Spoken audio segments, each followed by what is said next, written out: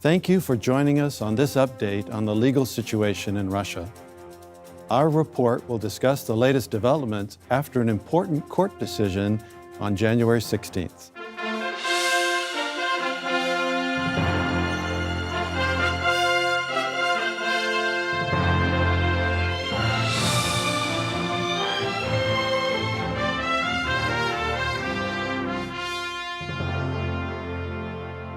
For some time, the Russian government has claimed that Jehovah's Witnesses are extremists.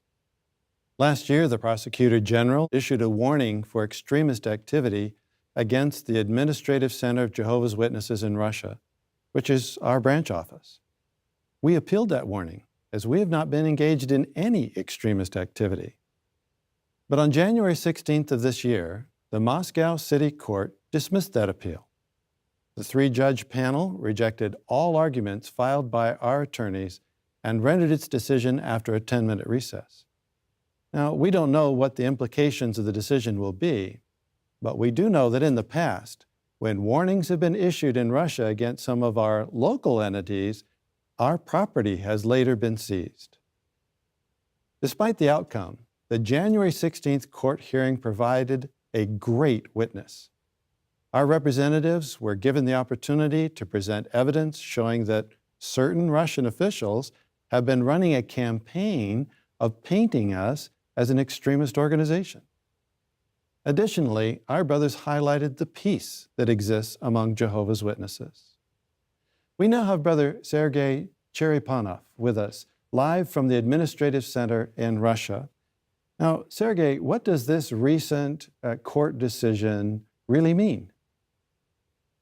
What the government chooses to do now, we don't know. But what we do know is that our brothers will continue worshiping Jehovah.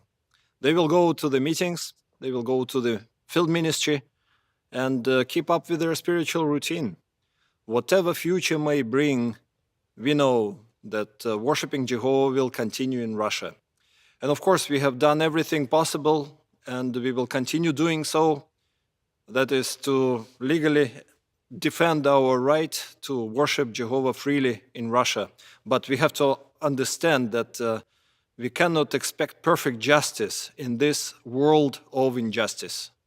Well, considering the groundless accusations that are being made against Jehovah's people in Russia, how did the brothers and sisters react? Are they bitter? No, not at all. Well, our brothers continue to be in subjection to the authorities. We respect the authorities, and we understand that not all of them are against us.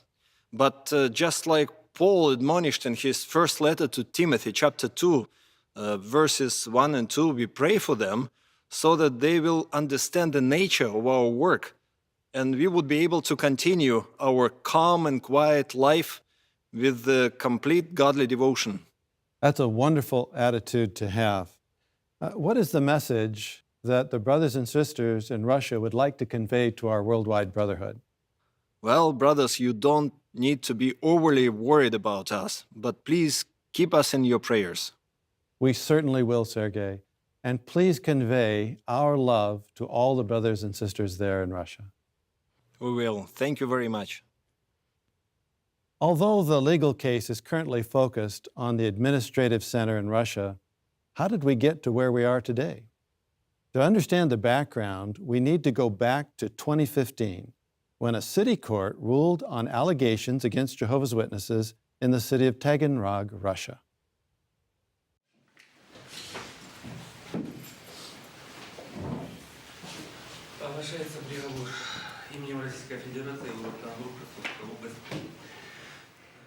On November 30th, 2015, the Taganrog City Court convicted 16 Jehovah's Witnesses.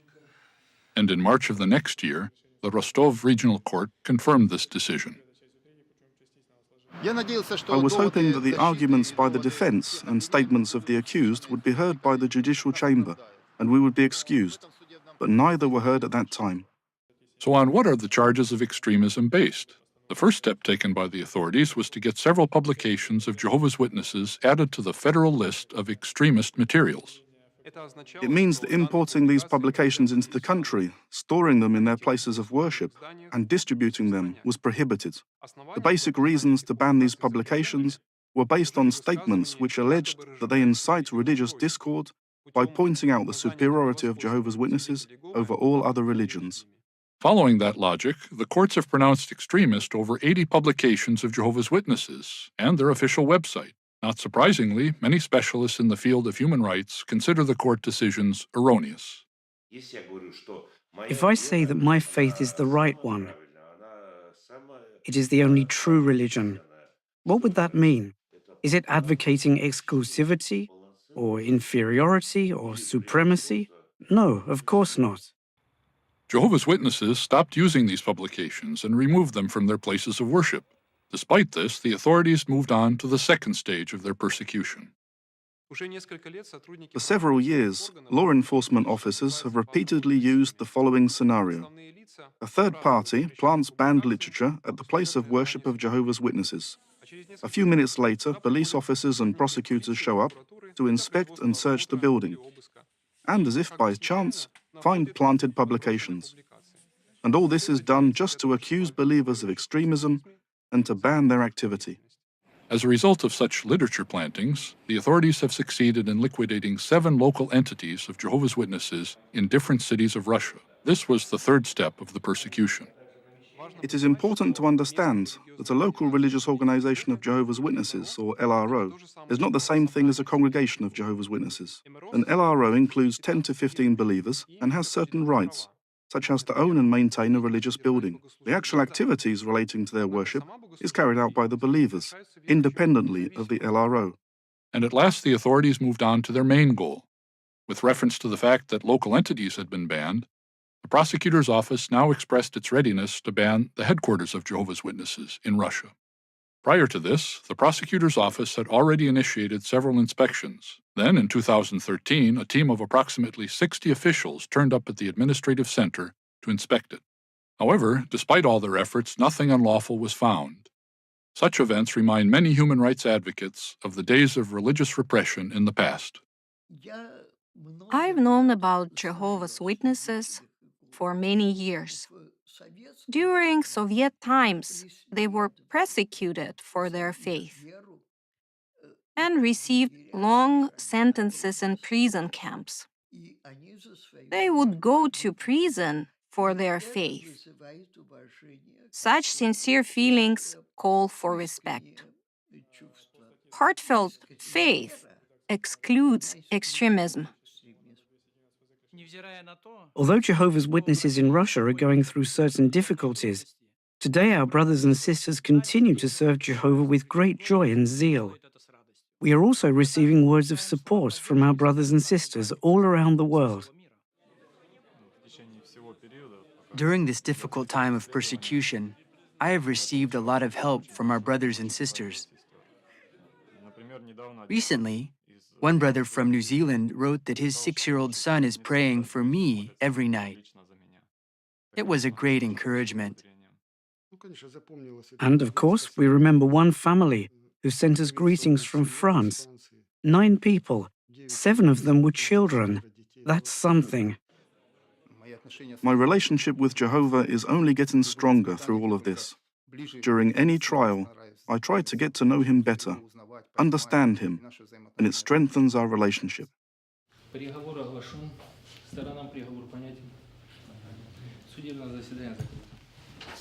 Brothers, endure difficulties, stand firm in the faith, and blessings from Jehovah will come. Our brothers in Russia have gone through a lot in the past few years. King Hezekiah experienced something similar, as you may remember from last year's regional convention drama. Jehovah said in Isaiah chapter 30, verse 15, "Your strength will be in keeping calm and showing trust." Now Hezekiah trusted in Jehovah, and Jehovah proved to be with him. But how can we remain calm when negative things take place around us? Well, first, we trust that Jehovah will care for us no matter what happens. We know that He's pleased by our faith and courage. Second, we know that all we're asking for is to be able to worship Jehovah in love and peace. Our neutral, peace-loving stand is known around the world. And third, our worldwide brotherhood stands with us. Brothers and sisters in Russia, your trust in Jehovah is a great example for all of us to imitate. Please know that we are praying in your behalf because we love you very much. There's no doubt that Jehovah is on your side and he will continue to guide and protect you.